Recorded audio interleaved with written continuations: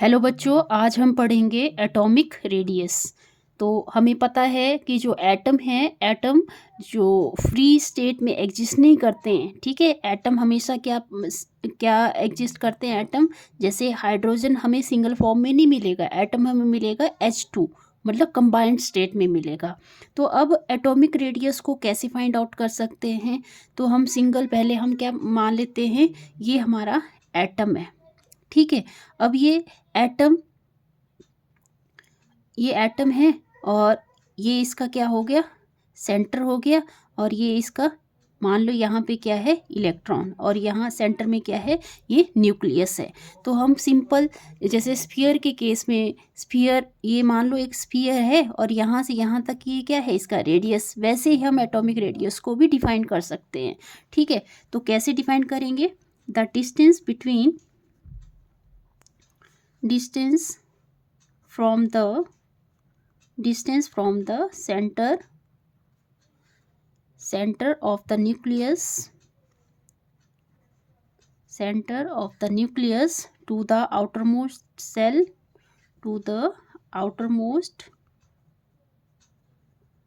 outermost shell containing electrons. ठीक है, तो क्या हो गया एटॉमिक रेडियस? ये क्या होता है, न्यूक्लियस और जो आउटरमोस्ट शेल में जो इलेक्ट्रॉन है उनके बीच का जो डिस्टेंस है उसको क्या बोलेंगे हम, atomic radius. Okay, got it. फिर है टाइप्स ऑफ एटॉमिक रेडियस। तो एटॉमिक रेडियस के क्या क्या टाइप हैं? फर्स्ट है, जैसे मेनली 4 टाइप्स के पाए जाते हैं एटॉमिक रेडियस। 4 टाइप्स में पाया जाता है। कोवेलेंट रेडियस, दूसरा है वैंडरवाल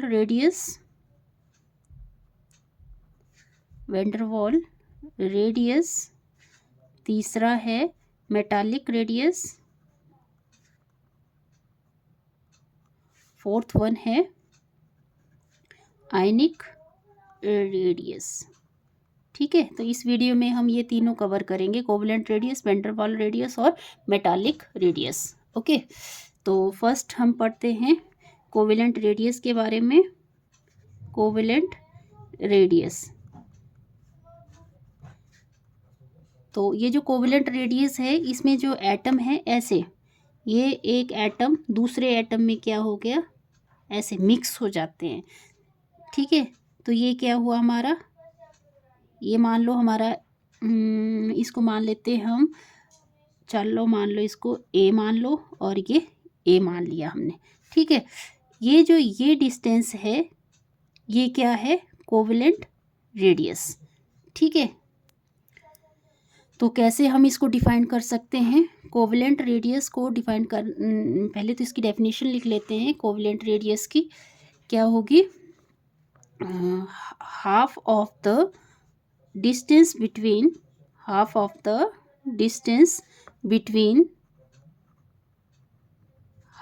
द, मतलब ये एटम है और ये एक एटम है, इसका हाफ ये हुआ, इसका हाफ ये हुआ। ठीक है, तो इनका जो हाफ है, distance between the nuclei of two covalently bounded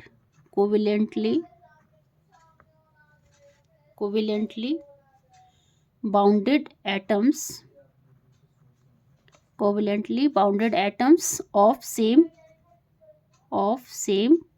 or different elements in a molecule.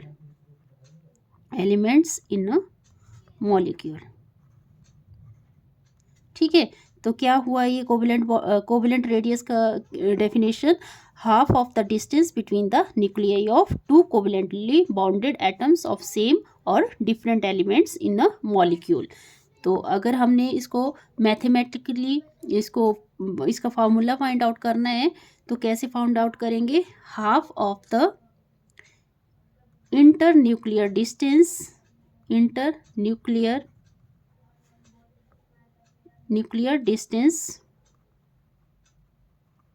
between two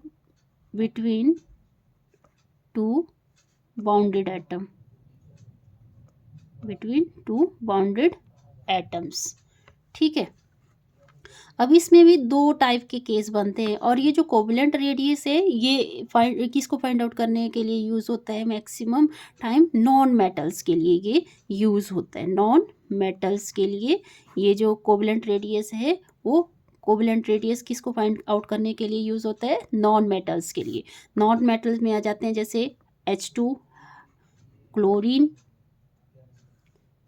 fluorine, iodine, etcetera. ठीक है, इसको क्या बोलेंगे हम, होमो डाई एटॉमिक। ठीक है, तो इस केस में अगर हमने कोवलेंट रेडियस निकालना है तो कैसे निकालेंगे, एक ये हाइड्रोजन एटम है और ये हमारे पास दूसरा हाइड्रोजन एटम है। ठीक है, तो इसके बीच में हमने क्या निकालना है, कोवलेंट रेडियस निकालना है। तो ये एक हाइड्रोजन एटम, ठीक है। और कोवलेंट रेडियस निकालने का जैसे आपको फॉर्मूला पता है, कोवलेंट रेडियस ऑफ हाइड्रोजन, तो हाफ ऑफ, इसके बीच में मान लो आपका डिस्टेंस है DHH। ठीक है, तो हाफ ऑफ डी हाइड्रोजन। ठीक है, तो ये आपका, ऐसे आप क्या निकाल सकते हैं, covalent radius for hydrogen atom. ठीक है, ये पता होना चाहिए आपको यहाँ से यहाँ का कितना डिस्टेंस है, तो उसके अकॉर्डिंग आप ये covalent radius for hydrogen atom निकाल सकते हैं। ठीक है, तो ये अप्रॉक्स जो कोवलेंट रेडियस है वो कितना आ जाता है, ये आ जाता है 1/2 ऑफ, इसका जो डिस्टेंस है इसके बीच में ये होता है 74 पिकोमीटर एंगस्ट्रॉन्ग, सॉरी। ठीक है, तो ये क्या आ जाएगा, हाफ ऑफ 74 का हाफ क्या बन जाएगा, 2 3 जा 6, 2 7 जा 37 पिकोमीटर। ठीक है, 37 पिकोमीटर। इसको आर्मस्ट्रॉन्ग में भी ले सकते हैं हम, तो कैसे आ जाएगा ये 0.37 आर्मस्ट्रॉन्ग।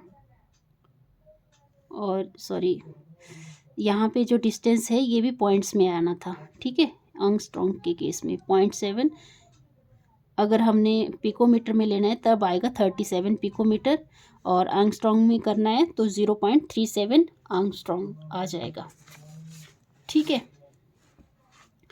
तो ये हुआ हमारा होमो एटॉमिक मॉलिक्यूल्स के लिए। अगर हमने दूसरा केस लेना है, जैसे हम ले रहे हैं दूसरा case,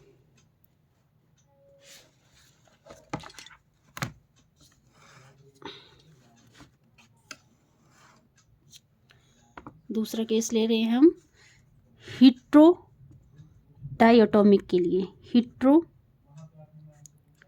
diatomic molecules,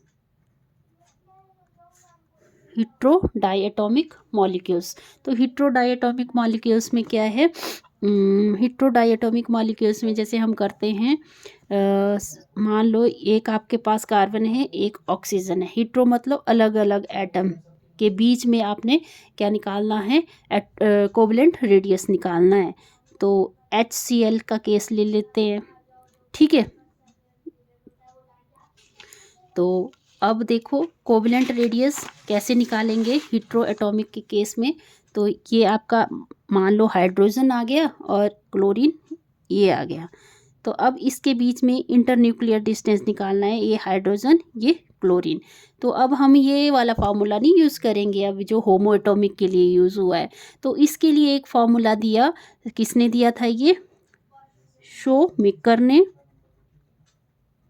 शोमेकर्स and Stevenson ने ये फार्मूला दिया था, इसीलिए इसको शोमेकर और स्टीवेंसन फार्मूला भी बोलते हैं। क्या फार्मूला दिया था उन्होंने, डी मतलब distance,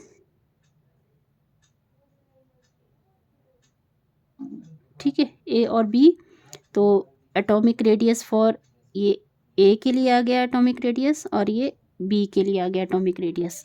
atomic radius for A plus atomic radius of B -0.09 और यहाँ पे आ जाएगा electronegativity, difference between the electronegativity of atom A and B.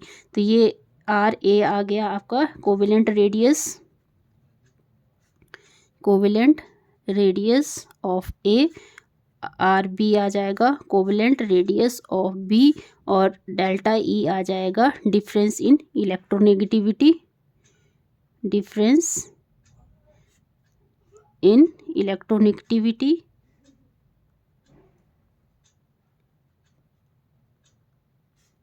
Of A and B. Okay, I hope आपको समझ आया होगा कोवेलेंट रेडियस के बारे में। तो नेक्स्ट वीडियो में हम करते हैं van der Waals radius. Okay, thank you.